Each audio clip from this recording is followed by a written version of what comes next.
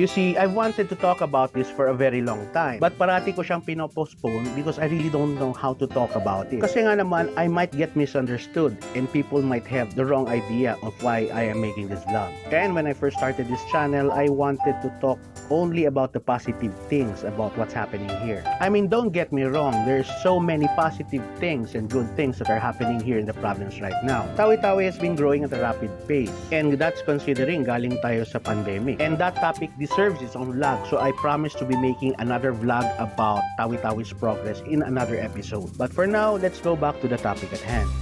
When I say Mid-Valley Road, I'm referring to the Suwangkagang Nalil Road. It used to be an access road of about 1,000 to 1,200 meters that cuts through a valley which connects Barangay Suwangkagang to Barangay Nalil. Now, the road project itself was a good thing for the residents of Bongao, mainly because with the access road being serviceable, travel time to and from these places was literally cut in half. Now, before this, the only means of travel to go to and from places is from the Tawi-Tawi Circumferential Road. So, for example, you're from Barangay Suwangkagang and you wanted to go to Barangay Nalil, you'd have to either make your way towards town, stop at the junction, take a left, and go to your way through Barangay Nalil, or take the road towards Sanga-Sanga Airport, stop at Sangkis, take a right, which would bring you to the Nalil-Sanga-Sanga National Road. Now, over the years when the road became serviceable, which was in 2016, a number of fatalities have been recorded there. And it's not because of road conditions or traffic accidents. Now, it's due to the fact that bodies have either been discovered and recovered in that area, or outright killings have been happening in that vicinity. Now, I'm not quite sure about the number of cases being recorded there since the road opened in 2016, but one thing's for sure, they have been happening and it has to be addressed. Now, being an island province on the southernmost part of the country, almost all of these cases have not been touched by the media. And thanks to the internet being a thing right now, ordinary people have been posting news online via Facebook pages or Facebook posts. So some of these incidents are there for you to see via Facebook. And let's not forget, under the Barma administration, the Tawi-Tawi PNP, Philippine National Police, have also been posting spot reports and accomplishments. Now, I know I'm not giving much details about this killing kasi nga naman most of these details are based upon speculations and gossip. But if you ask me personally, I have seen at least around 4 or 5 bodies that have been left there to the span of 2016 to present. And that's mainly because Mid-Valley is where I usually pass going to and from work. So now we've established for the past 7 years, there were at least 4 or 5 bodies or killings that have happened there. So the question is, what have we been doing about it? Now, the specifications of the access road was just for a single lane. So that's more or less around 5 meters in width and 1,000 to 1,200 meters in length. Now, this was later upgraded into 2 lanes, which was a program by the provincial government. So whether the upgrading of the road was in response to the killings or just making way for the expansion programs of the provincial government is anybody's guess. But one thing's for sure, converting the road into 2 lanes and realigning the curve where usually bodies are being found in a way helped discourage further killings from happening there, at least for a while. Now, during the upgrading of the Mid-Valley Road into 2 lanes, there were no reported incidents in that area. Kasi nga naman, the road was closed for about 2 years, plus the pandemic hit, and then we also had curfews and lockdowns. Everything became quiet. And to be honest, I believe everyone thought that nothing bad could ever happen there ever again. Now, the next incident that happened there is something that I could freely talk about, because this tragedy gained national attention. On the 3rd week of May 2022, the body of abdulgajir was discovered by motorists early in the morning. I first learned about it via news feed on my Facebook posts, and this sparked outrage among the community because this time the victim was a student. And 2 days later, the news was picked up by GMA Network News, which is a national media outfit. Now, according to the report, some of the LGBTQ community are thinking of it as a hate crime related incident. Now, this was also reinforced by Facebook posts posted during the week that this was really leaning to hate crime. But here's the thing, for the most part, Tawi-Tawi has been and still is a peaceful province. And prior to this, there has been no crime incidents that are targeting a specific community. Nevertheless, this story was spun and it gained national attention. Hashtags of Justice for K have been filling the internet, specifically Facebook, and it even came into the attention of Senator Leila de Lima, who deplored the situation and condemned the killings. Now, regardless if the reason why K died was because of hate crimes or because of other reasons, you can't really blame the people who sensationalized the news because it gained attention when people started talking about it as an attack on the LGBTQ. The only issue that I find here is not even one person who had the ears of the media pointed to what's been happening sa Mid-Valley Road. You see, in my count, Kay was the 4th victim that I know of that has been killed or the body has been found dyan sa Mid-Valley Road. And if you look at all the articles that has been posted in 2022 about the killings, it only centers on one person's death. Hindi sa minamaliit ko yung death ni Kay. I firmly believe that all life is sacred. And it doesn't matter if may atraso yung tao, that's why he was killed, or you are a part of a different community, like for example the LGBT community, or if the cause of the killings is drug-related, katulad ng mga tokhang, everyone deserves justice. And I believe it's our duty to give justice for those who have none, or at least do something to stop these crimes from happening ever again. 8 months later, in January 2023, another incident happened. Now, as far as I can see, this is the only official post that I can see coming from the Tawi-Tawi Provincial Mobile Force Company. So this is a spot report. And this was posted when the police arrived on the scene. Now, people have been posting about the incident online when it happened and a few days afterwards. Pero if you're looking for news reports about this thing, then so far, I can't find any. The problem with listening to Facebook posts kasi some of them are true, well, some of them are also fake. Well, anyway, a few days after the incident, I was able to talk to one of the relatives of the person who was killed, and they really didn't want to comment much about it.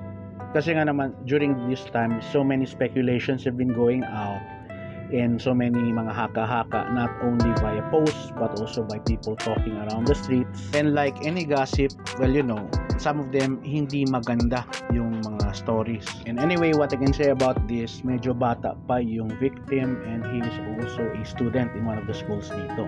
Now, this news did not gain national attention. Compared to the Abdulgajir case, this one really fell under the radar. I've been going online and looking at the articles, but I can't find anything about this incident. Pero if you look at Facebook posts, then it's a different thing altogether. Kaso nga lang, like I said, with Facebook kasi, especially posts, you can't really trust almost everything that's there. But it is a fact that someone got killed there recently. It is a fact that none of the national media outlets picked this up. And if a killing started right after it gained national attention, what's to stop it from happening again? Now, I have been reading posts about suggestions by other netizens out there who are talking about how to solve this problem dito sa Mid-Valley Road. And I don't really agree sa mga posts out there, some of the posts out there that are saying na there's nothing that is being done about this situation. If you remember, the first few cases that happened there were usually salvage victims, mga bodies na tinapon doon. And what the government did was realign the curve kung saan tinatapon yung mga bodies and to make the road into double lane. And that in a way discourage people from dumping bodies doon, right? Next, we have curfews. Curfew is in effect every 11 o'clock p.m. until 4 o'clock a.m.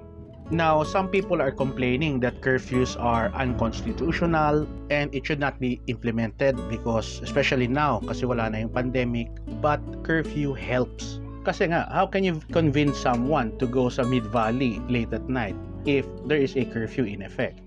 But then again, in the Abdulgajir case, the body was discovered early morning and the killing most probably happened during curfew hours, so there's that.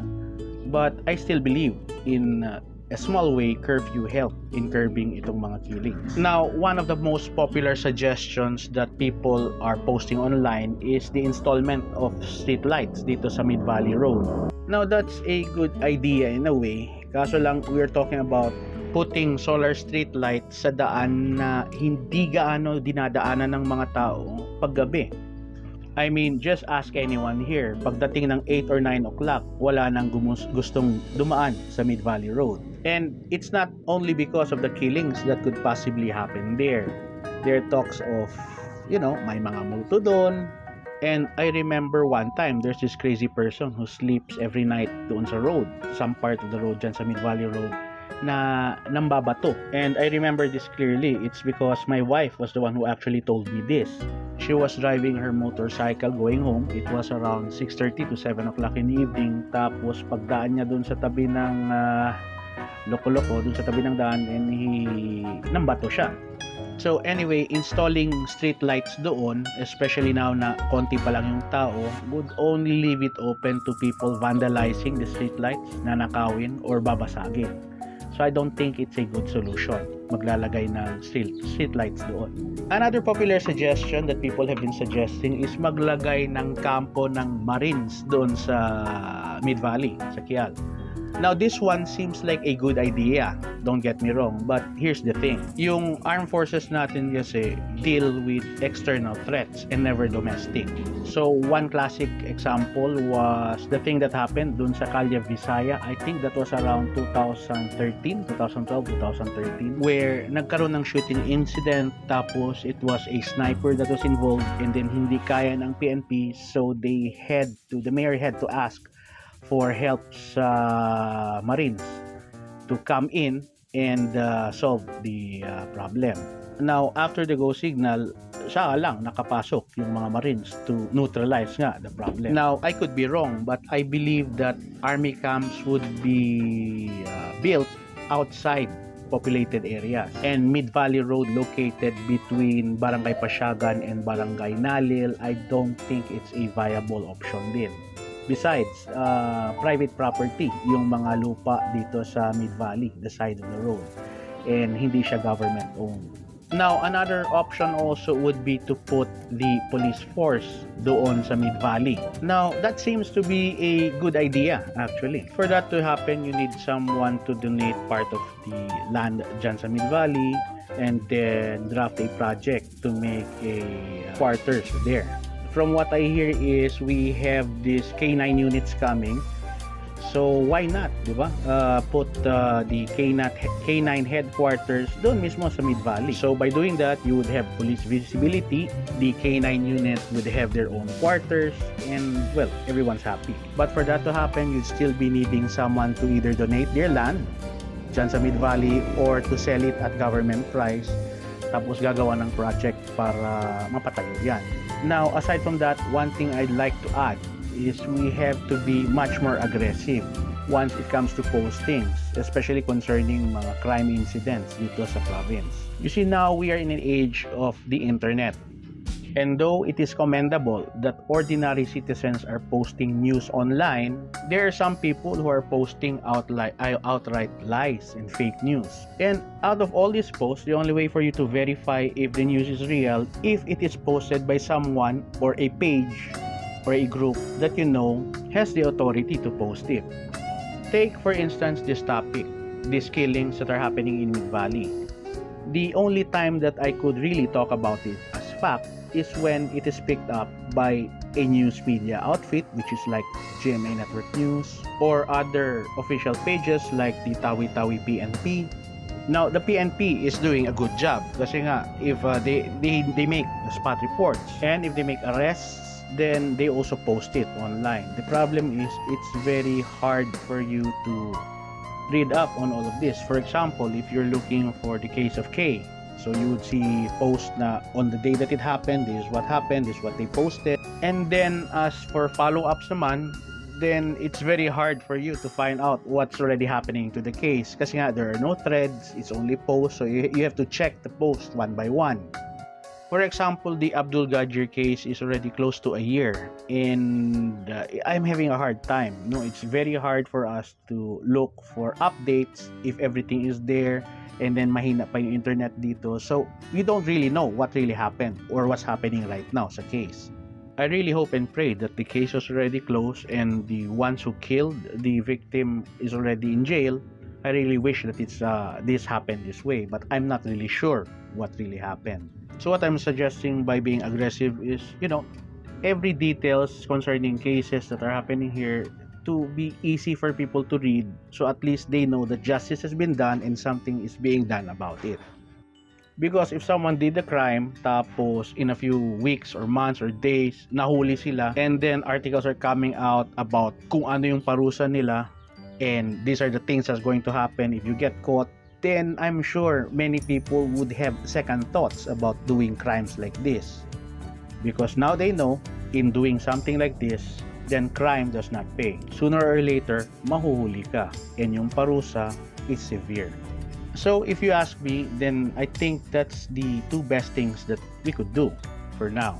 To set up the PNP K9 unit doon, so at least may lugar na ang K9 units natin, and with the headquarters being there, then visible na, no? There is police visibility na sa Mid Valley Road, and I'm sure that's going to dissuade people from doing crimes doon. Kasi nga, the recent killing happened in the afternoon. It's not early morning or during curfew hours. So that means, dahil walang tao doon, that's why people start killing people doon. And second would be online updates. So if there's a thing that's happening sa case, if someone got caught already, it should be posted. And it should be detailed. So at least everyone knows that something's really happening dyan. The only drawback dun is kung wala ngang movement yung case, then it's still unsolved for a number of years, then halata din talaga.